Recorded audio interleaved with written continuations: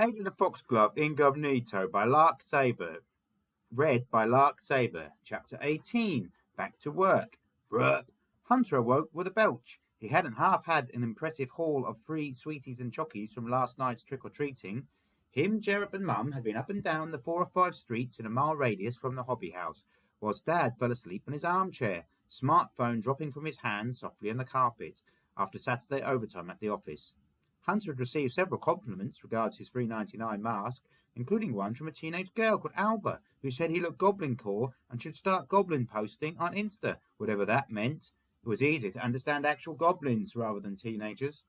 Hunter's mum was still a bit woozy and absent-minded after Agent Wildflower's forgetfulness spell, so she hadn't been as strict as normal when it came to Hunter and Jerop dipping their hands in their candy bags and having a sneaky pig-out.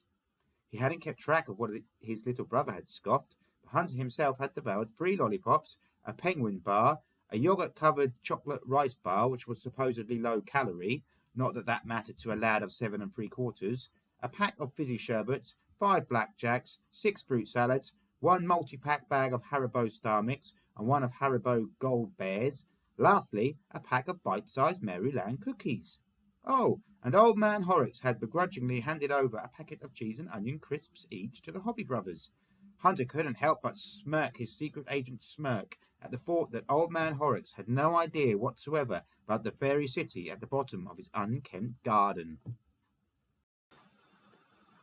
Predictably, he had had a tummy ache brewing before going to bed, but he awoke in high spirits, Hunter's young digestive system making short work of the confectionery overnight. He remembered all the admiring comments his $3.99 goblin mask had won from the various grown-up treaters, none of whom he had had to trick, though he doubted his mum would have approved of tricking anyway. This brought the fantastical events of the previous day flooding back to him. He wouldn't have believed his stint as a F.O.X.G.L.O.V.E. agent had been real if he hadn't seen the Fay-Band sunglasses next to the mask on top of the lid of the closed toy box in his bedroom. His mum hadn't asked him where the Fay-Bands had come from at bedtime, some brain fog remaining after her magical mind blank at the wave of Wildflower's wand. Walloping Will-o'-the-Wisps! I've got to be down the bottom of the garden to rendezvous with Agent Wildflower at lunchtime today for a debriefing, whatever that is, and then it's back undercover and to Lefty's Fatberg hovel to meet Loretta Lucchino and his Gambinos. I hope he doesn't insist I eat something with gobsnot on it and then want me to wash it down with bog water. Gawk! The sacrifices we agents of F.O.X.G.L.O.V.E. have to make to save both fairykind and humankind from extreme goblin lawlessness. The government should buy me some Robux or something as a reward. So thought Hunter that Sunday morning, with a few hours to kill before his midday appointment with his fairy-fed handler. He tried to concentrate on the cartoons on Nickelodeon whilst playing Roblox. As with most modern kids, having 2 screens on at once was not the least bit discombobulating, but his mind was unsettled and jumpy. He felt a confusing mixture of excitement about the fairyland crime-busting to come, but also some apprehension regarding the risks of being an undercover agent. He was, after all, only 7 3/4 years old, and wasn't used to fraternizing with criminals, even if they were mythical critters rather than human blokes in domino masks and striped jerseys carrying swag sacks. The weather was shaping up to be rather mild for the 1st of November, so he wouldn't have to invent that far-fetched an excuse to go and play in the garden when the time came. But this late autumnal sliver of sunshine was about to throw a spanner in the works of his secret schedule. With half an hour to go before midday, Hunter innocently said to his mum, "I might go into the garden and kick a ball around if that's okay, Mum." "Are you sure you're all right, son? I usually need to prise you off your iPad like Colonel Clothesline escaping a chokehold," joked his dad from his favourite armchair. "Don't discourage him, Daddy. Growing boys need all the exercise they can get," Mrs. Hobby admonished her husband amiably, now fully recovered from Agent Wildflower's spell after a night to sleep it off. "Thanks, Mum, Dad," replied Hunter with boyish brio. "I'm just going to get my ball," he lied. It was the goblin mask and Fay-Bands he was set to retrieve from his bedroom. "Hunter, why don't you take Jerop out too? He needs some fresh air as well. You know how he loves to play with you," suggested his mum. By suggestion, I mean she used a tone of voice implying Hunter had an option, but, like Boss Brasco, His mum was making Hunter an offer he couldn't refuse. Spanner, meat works. Oh, what, Jerop? Protested Hunter. How would he shake his little broski before he met Agent Wildflower? He couldn't take Jerop on his mission. He didn't want Jerop giving his parents some gobbledygook toddlerese account of Hunter's magical and potentially dangerous new adventures. Hunter's mum would ground him for sure if she knew what he'd been up to. She might even contact some clod-hopping YouTuber of a paranormal investigator once she learned fairies and goblins did in fact exist, which would definitely stuff up the finely balanced undercover operation Hunter and F.O.X.G.L.O.V.E were masterminding. Grown-ups made such a hullabaloo about everything. He bet grown-up spies were rubbish. Come on, son, do what your mother says. Jerop is your brother after all, chipped in his dad semi-sternly. Hunter didn't want to run the risk of being banned from the garden himself, so he reluctantly agreed. Agent Wildflower would have to help him find some way to solve the Jerop problem.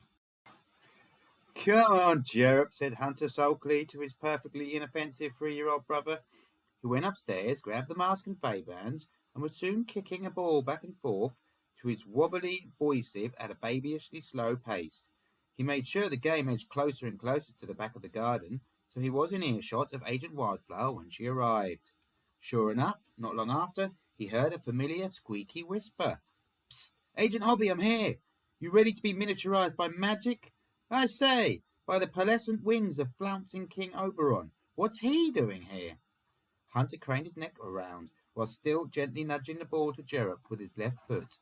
There was the mouse-sized, pink-suited fairy, leaning against the Roadstool 2000, her wing bandaged and appearing to be healing nicely. Hunter wondered if she could fly again yet. I know, right? But Mum made me bring him out. Jerop had noticed his brother's lack of enthusiastic participation in the subdued kickabout and toddled over to where Hunter stood. Hunter and Agent Wildflower were so preoccupied by their convo that they didn't see Jerop arriving before the hobby's second son himself spied Wildflower in all her irresistibly dinky glory. Fair we, squealed Jerop in toddlerly-gook, and immediately made a heavy-handed lunge for the tiny agent of F.O.X.G.L.O.V.E. Hunter went to block his brother, but preschoolers are so unpredictable that they always have the jump on older kids as well as adults. Hunter needn't have worried, as Agent Wildflower instinctively cast a defensive spell, waving a wand with lightning reflexes. Where Jerop had stood, there was now a sunflower, looking decidedly unseasonal in an English garden in November.